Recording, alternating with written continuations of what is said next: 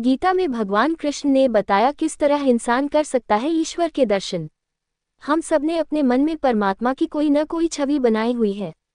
यही छवि किसी पेंटिंग या मूर्ति के रूप में भी सामने आती है। परमात्मा के निराकार निर्गुण स्वरूप की कल्पना करना हमारे लिए कठिन है, इसलिए हम उसे आंखों से देखने की कोशिश करते हैं। हम भगवान को एक भौतिक या सगुण रूप देने का प्रयास करते हैं। भगवान को देखने का सही तरीका क्या है? साकार या निराकार? भगवद गीता अध्याय 11 श्लोक 8 में भगवान कृष्ण कहते हैं, न तु मां शक्यसे द्रष्टुमेन स्वचक्षुषा दिव्यम ददामीति चक्षु पश्य मे योगमेश्वरम।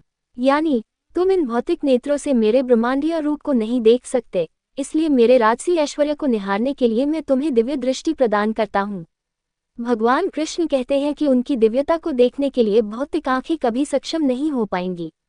हमें उसे दिव्य दृष्टि से देखने की जरूरत है। गीता में भगवान कृष्ण ने अर्जुन को ये दिव्य दृष्टि दी। प्रारंभ में अर्जुन भगवान को अपनी धारणाओं के आधार पर देखता है।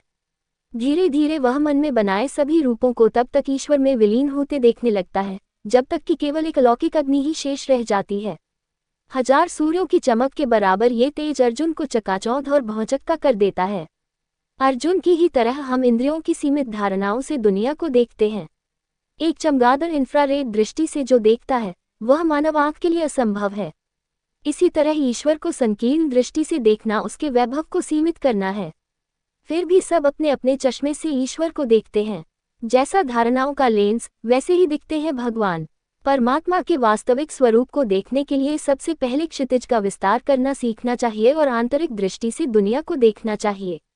भौतिक आंखों से बाहरी रंग रूप ही देख पाते हैं, जबकि आंतरिक दृष्टि से देखना बंधी बंधाई धारणाओं को एक स्वरूप में विलीन कर देना है। ये प्रेम, सहानुभूति और करुणा पैदा करना है। ये दूसरे के अनुभव को अपने रूप में शामिल करना है। दुखियारों की पीड़ा से दुखी होने और उनके सुख का जश्न मनाने वालों की खुशी महसूस करना है। ये प्रकृति की ऊर्जा से जुड़ना और उसकी तरंग से खुद में कंपन महसूस करना है। जिस क्षण आप प्रतिध्वनि से मेल खाने लगते हैं, उसी क्षण से भीतर का प्रकाश फूटने लगता है। आप आसपास और भीतर की हर चीज के लिए भक्ति और प्रेम से भरने लगते हैं।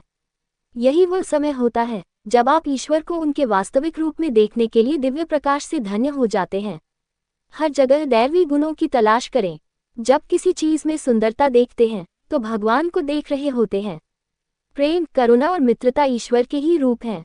क्या आपके अंदर ये गुण नहीं हैं? प्रेम और करुणा से भर जाएं। ईश्वर को महसूस करने का ये सबसे आसान तरीका है।